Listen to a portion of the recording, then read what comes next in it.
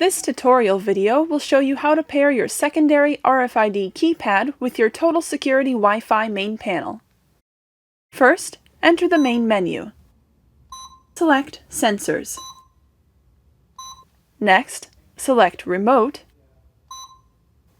Then select your desired remote zone. Add 03 remote control. Next, enter your secondary keypad's 6-digit password, then press the SOS button. Successfully programmed.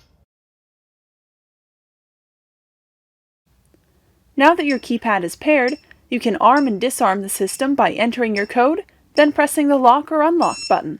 System arming.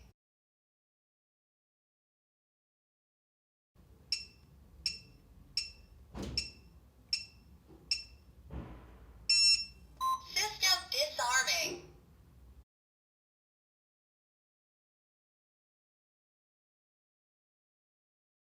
This tutorial